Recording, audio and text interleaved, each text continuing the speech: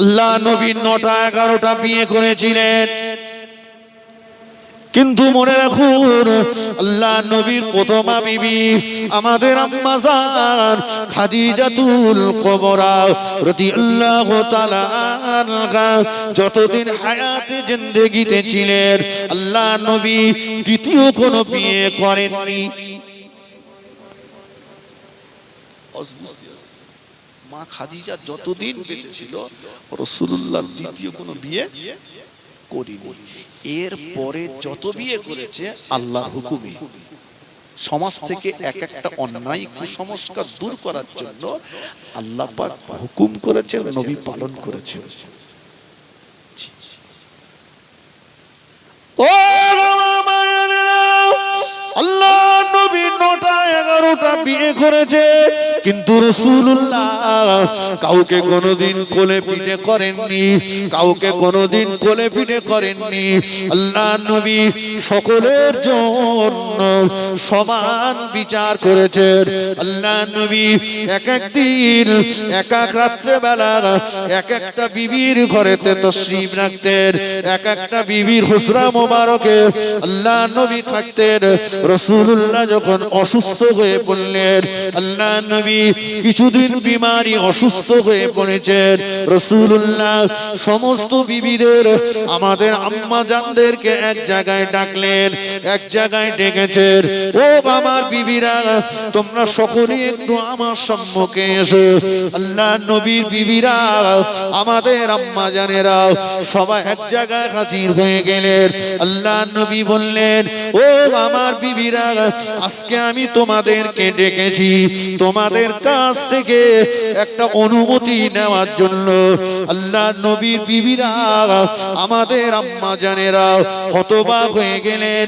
ইয়া রাসূলুল্লাহ, ইয়া হাবিবাল্লাহ, হুজুর আপনি বিশ্ব নবী, আপনাকে যদি আল্লাহ সৃষ্টি না করতেন আমাদেরকেও আল্লাহ সৃষ্টি করতেন না।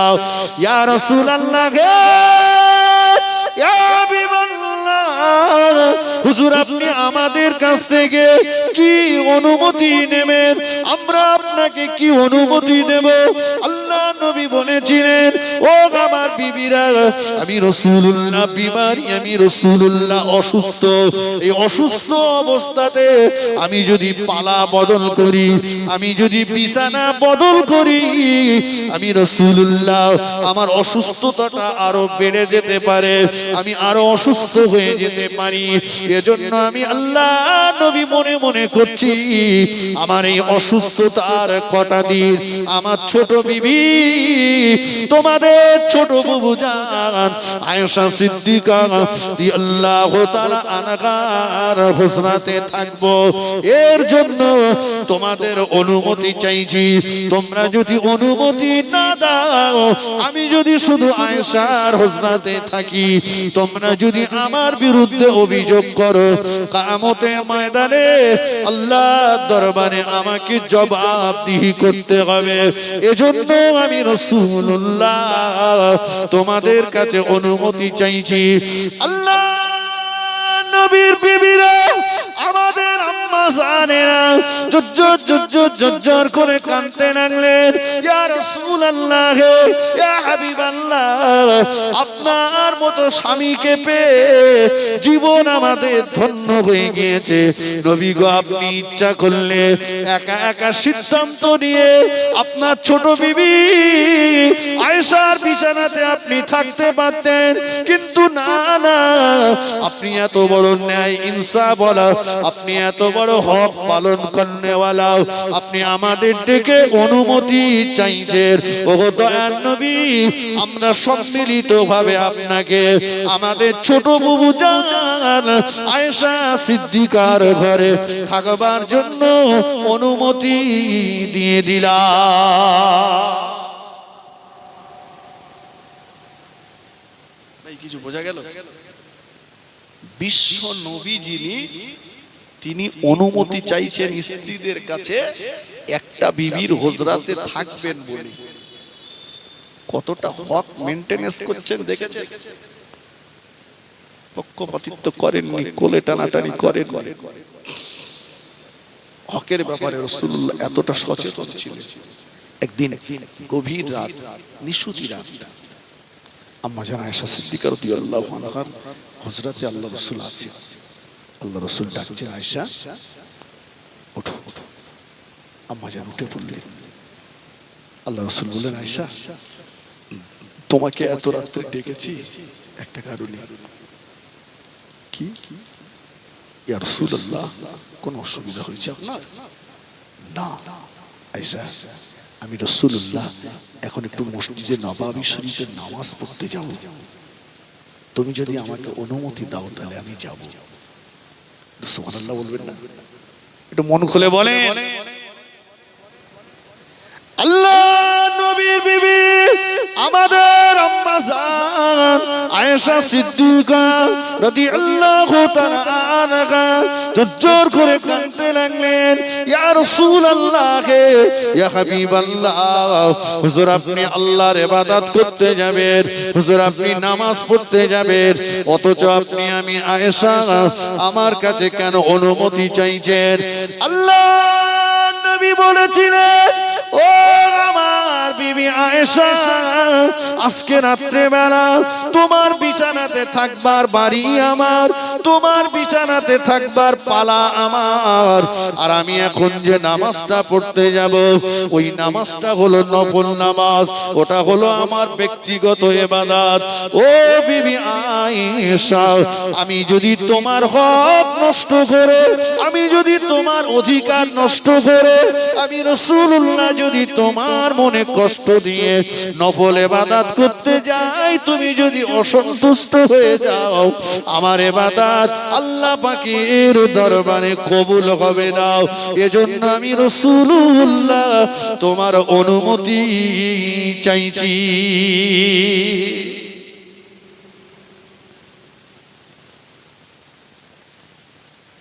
দুটো বিয়ে করেছে, সম্পত্তি একটা বউয়ের স্ত্রী, একটা বউয়ের ছেলে বিলেরা সব পেয়েছে, আর কটারে সব বেমালুম হজম করে দিয়েছে।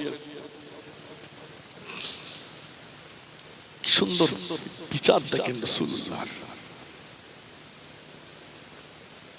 আমার ভাইরা ফিরে আসুন, আমি ওই কথাটাই আপনাকে এতক্ষণ বোঝাতে চাইছিলাম। হক, রাসূলুল্লাহ স্ত্রীদের কাছে হকের ব্যাপারে পক্ষপাতিত্ব করেননি, কোলে টানাটানি করেন।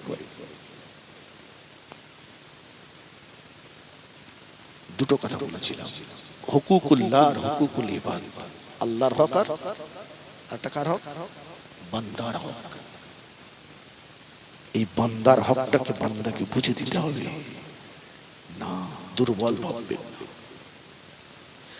আল্লাহ নবী বলেছিলেন, ও আমার সাহাবীরা, খবরদার খবরদার, কোন অত্যাচারিত ব্যক্তির বদদোয়া, কোন মজলুম ব্যক্তির বদদোয়া, কোন অসহায় ব্যক্তির বদদোয়া, দুর্বল মানুষের বদদোয়া, গরিব মানুষের বদদোয়া তোমরা তোমাদের নসিবে জুটায়ও না।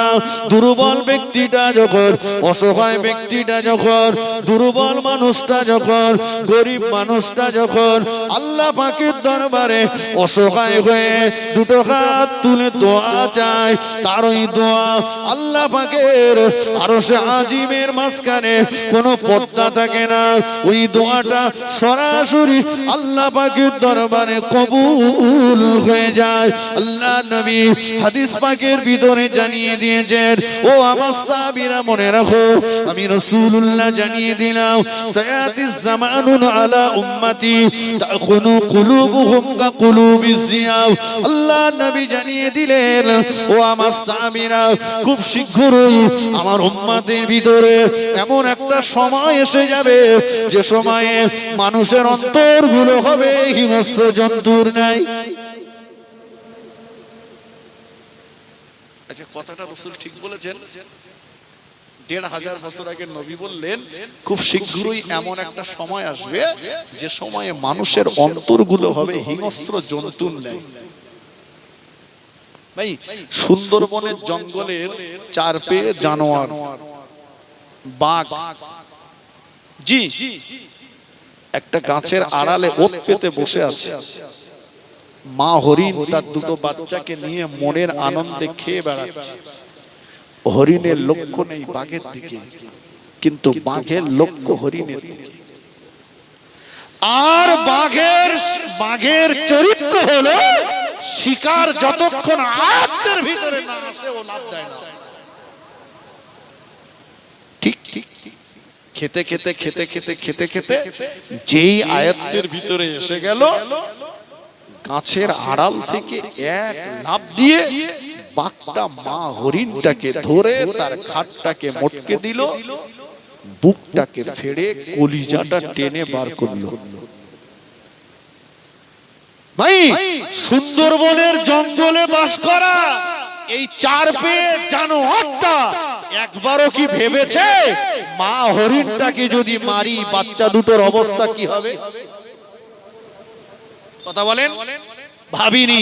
সুন্দরবনের জঙ্গলে বাস করা 4 পেয়ে জানোয়ারটা যেমন ভাবিনি, আমাদের এই মানব সমাজে ঘুরে বেড়ানো কিছু মানুষরূপী দুপে জানোয়ার আছে, যারা দুনিয়াবি স্বার্থে, সামাজিক স্বার্থে, রাজনৈতিক স্বার্থে কত মায়ের কোল খালি করেছে, কত বিবিকে বিধবা বানিয়েছে, কত বাচ্চাকে এতিম করেছে। সুন্দরবনের 4 পেয়ে জানোয়ারটা যেমন ভাবিনি, আমাদের এই মানব সমাজে ঘুরে বেড়ানো দুপেয়ে জানোয়ারটাও ভাবিনি। ওই 4 পেয়ে জানোয়ারের সঙ্গে দুপেয়ে জানোয়ারের পার্থক্য কত? জানোয়ারটাও আমি বলিনি, আপনারা বলবেন আপনি জানোয়ার বলছেন, আমি বলিনি, কোরআন বলেছে লাহুম কুলুবুন লা ইয়াফকাহুনা বিহা। আল্লাহ বলেন আমি যাদের বিবেক দিয়েছি, বিবেক থাকা সত্ত্বেও যারা মনুষ্যত্ববোধ দেখায়নি, বিবেক থাকা সত্ত্বেও যারা মানুষের উপরে মানবতা দেখায়নি, ওয়ালাহুম আইনুল লা ইউসিরুনা বিহা। চোখ দিয়েছি যাদের, চোখ থাকা সত্ত্বেও যারা মানুষের উপরে দয়ার নজর দেয়নি, করুণার নজর দেয়নি, মনুষ্যত্বের নজর যারা দেয়নি, ওয়ালাহুম আযানুল লা ইয়াসমাউনা বিহা।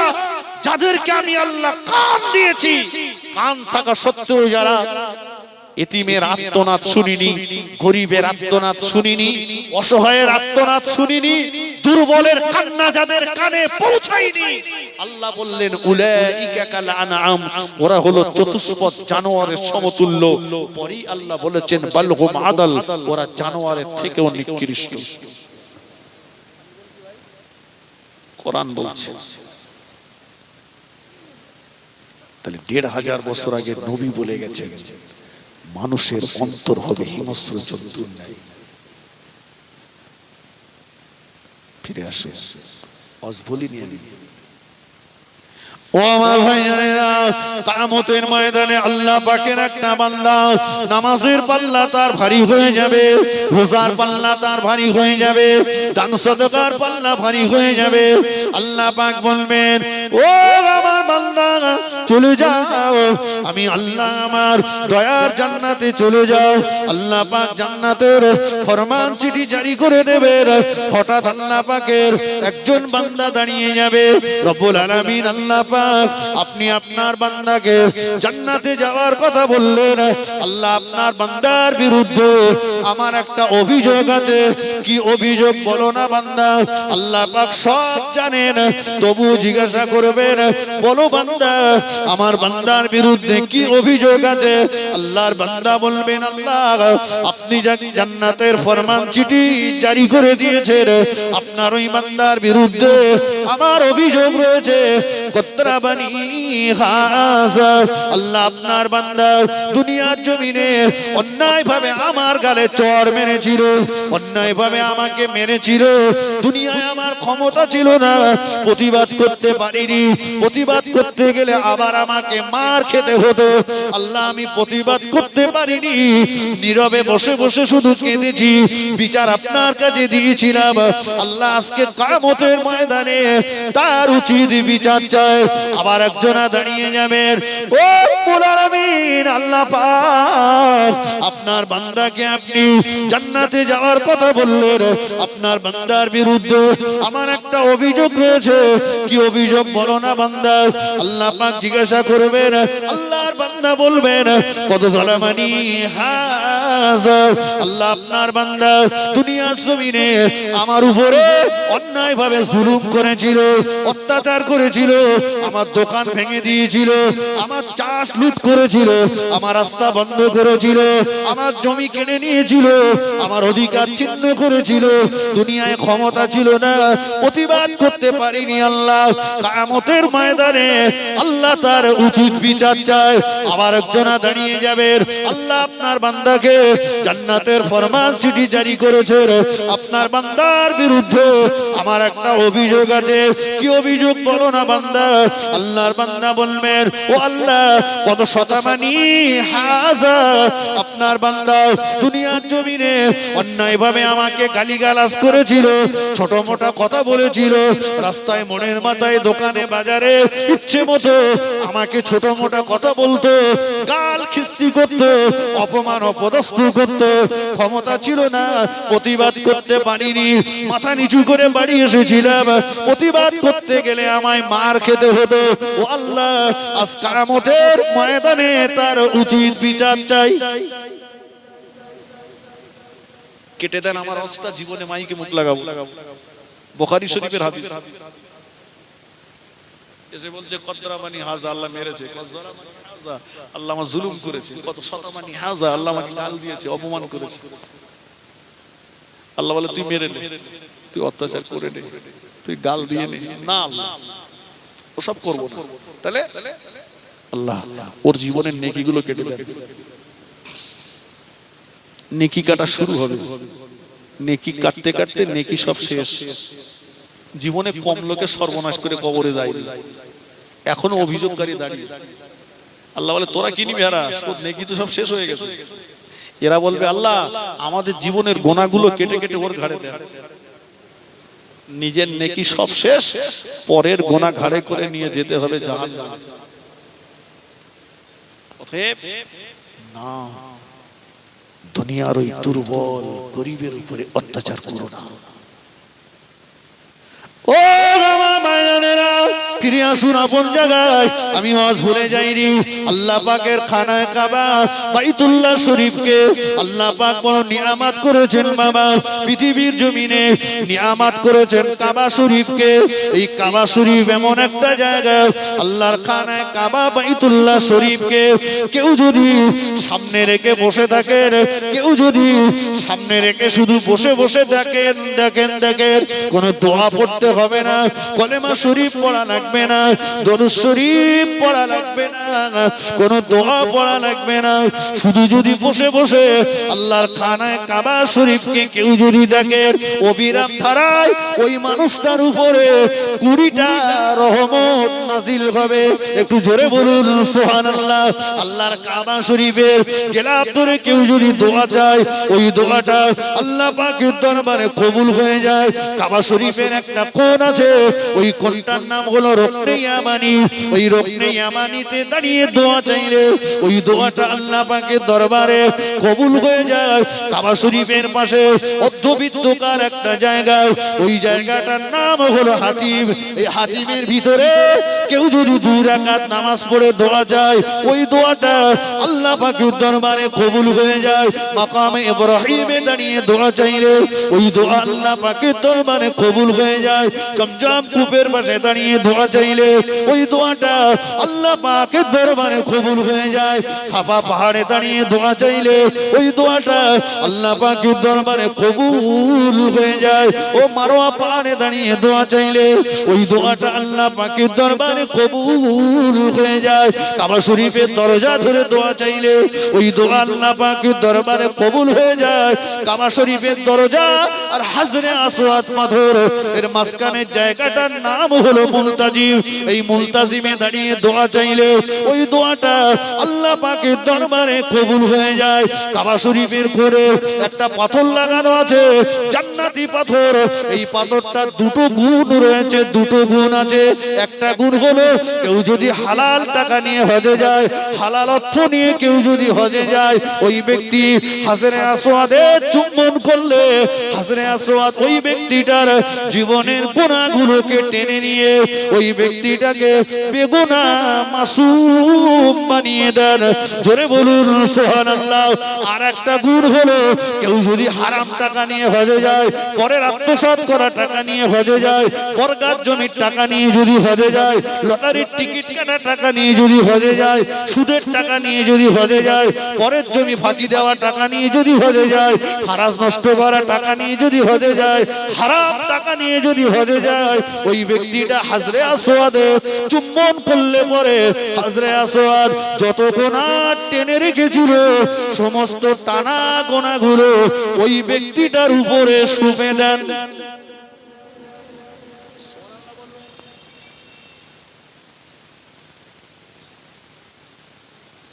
দুটো গুণ, একটা হচ্ছে হালাল টাকা নিয়ে গেলে টেনে নেয়, আর হারাম টাকা নিয়ে গেলে যা টানা ছিল সব উগরে দেয়, বাড়িলে যা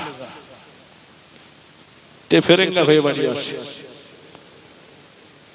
জি ফের সেই জায়গা আমি ওয়াজ ভুলে যাইনি, এখনো তো ওয়াজ শুরু করতে পারিনি, সব এখনো গোড়ায় চলতেছে। আমি বলেছিলাম মালু ওয়ালা বানুন, তাই না? এখন তো শুধু মালের রসটা চলতেছে, এখনো বানুন বাকি রয়েছে, পরে শুধু মালের চলছে। সময় হবে না আমার, ইন্তেকালের সময় এসে গেছে, আমার পরে হুজুর আসবেন। আর আপনারাও মোটামুটি বিচলিত ছটফট, মানে জেনে পাওয়া রোগী যদি সুরো জেন পড়ে সহ্য করতে পারে না। ভাই বিশ্বাস করুন, আমি ইচ্ছা করলে আমি দু চারটে ঘটনা বলে বাড়ি যেতে পারতাম। আপনারা কেউ আমার দুশ্মন নয়, আছে আমার সঙ্গে আপনার দুশ্মনী আছে না। দেখুন এত টাকা খরচ করে জলসা দেওয়া হয়, আমরা যারা এসে শুধু যদি এই সেই এটা যেটা বলে বাড়ি যাই, তাহলে মানুষ পেল। রুজির মালিক তো আল্লাহ। আমি দুটো কথা বললাম, যদি আপনার অন্তরে দাগ কাটে, মনে হয় যদি আপনি পরিবর্তন হন, আপনি লাভবান হবেন, আমিও হব। ঠিক কিনা বলেন? আল্লাহ রাসূল বলেছেন আল মুমিনু মিরাতুল মুমিনিন, একজন মুমিন হচ্ছে আরেকজন মুমিনের কাছে আয়না। ভাই এই ওয়াজে ওঠার আগে মনে করুন কোন একটা বাড়িতে আমার বসতে দিয়েছে, তো আমি ওযু করে ওই বাড়ির সামসেটে একটা চিরুনি ছিল, সেটা ওখানে নিয়ে মাথাটা আসলে আর মুখে একটু হাত বুলিয়ে নিলাম। মানুষের একটা স্বভাব আছে, মাথা আসলানোর পর মুখে হাত। এখন ওখানে কালি ছিল তো আমি দেখিনি, এখন আমার মুখে কালি ভর্তি হয়ে গেছে। যে এখানে এসে বসেছি আপনারা বলছেন হাড়ি মেরে গেছেন নাকি, মুখে কালি কেন? আমি মান সম্মানের তাগিদে এখান থেকে লেবে গেলাম, যে আয়নার সামনে যে দেখি সত্যি আমার সারা মুখে কালি। কাছে ছিল একটা থানি টুই তুলে নিয়ে একে বাড়িতে আয়নাটা ভেঙে ফেলে গেছি। এটা কি বুদ্ধিমানের কাজ হয়েছে? আয়নার কাজ হচ্ছে প্রতিচ্ছবি তুলে ধরা। জি, আয়নাটা না ভেঙে আমি যদি কলেজে, আমি যদি পানিতে যে আমার মুখের কালিটা ধুয়ে নিতাম, পরের বারে আয়নার সামনে আসলে কালিটা দেখতে হতো। ঠিক কিনা বলেন? জি, অনেকের জন্য কম দামি প্লাস্টিকের হলেও আমি একটা আয়না এনে যখন ফেলেছেন, এখন আমার এই ভাঙা আয়নায় যদি আপনার চরিত্রের কোনো কালো ছবি ধরা পড়ে, আমাকে ভেঙে ফেলা বোকামির কাজ হবে। বরঞ্চ ভালো হবে যদি আপনার চেহারার কালিটা ধুয়ে ফেলেন, তবেই বুদ্ধিমান। কথা ঠিক কিনা? জি, আমি বলছিলাম কথা ফিরে আসুন। ভাইরা একটু চা দিচ্ছেন, চাটা খান। একবার দরুদ শরীফ আল্লাহুম্মা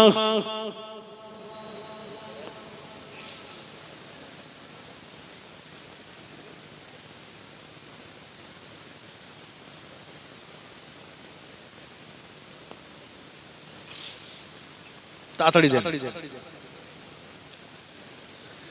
নবীর রওজা শরীফ দেখে মন ভরে না, দিদার দাও গো শাহে মদিনা। নবীর রওজা শরীফ দেখে মন ভরে না, দিদার দাও গো শাহে মদিনা। আল্লাহুম্মা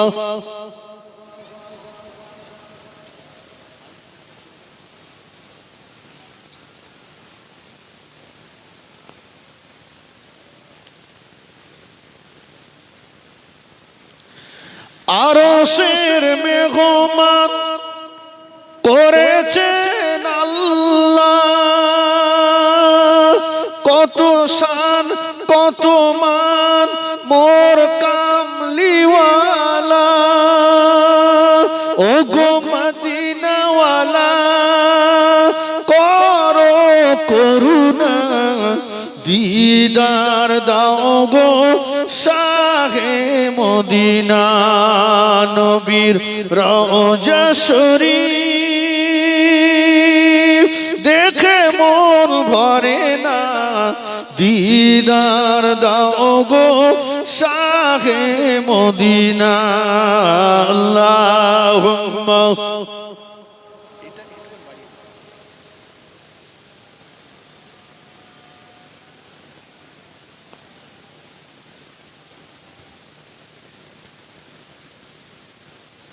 আমার ভাই মুরব্বীরা, তাহলে বাবা হক বড় কঠিন ব্যাপার, ঠিক কিনা বলি?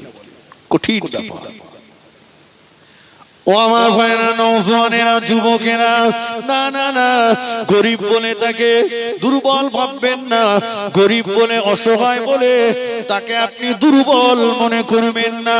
আল্লাহ নবী বলেছেন, ও আমার সাহাবীরা, তোমরা যদি মনে মনে করো তোমাদের মননের কষ্টটা কম হয়ে যাক, মরণটা তোমাদের আসানের সঙ্গে হয়ে যাক, মরণটা তোমাদের সহজভাবে হয়ে যাক, আমি আল্লাহ নবী জানিয়ে দিলাম, তোমরা তোমাদের জীবনে তিনটে আমল করো, তিনটে গুণ অর্জন করো।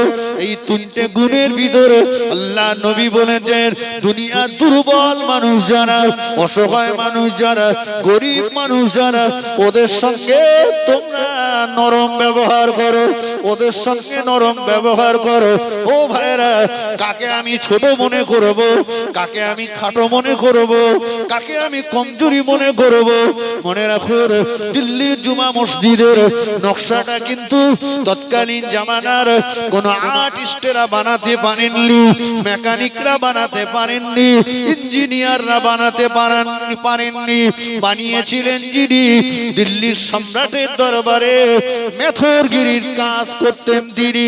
ও ভাইরা, না না না, আপনি জমিদার বলে আপনার জমিতে কাজ করা ওই জন মজদুর গুলোকে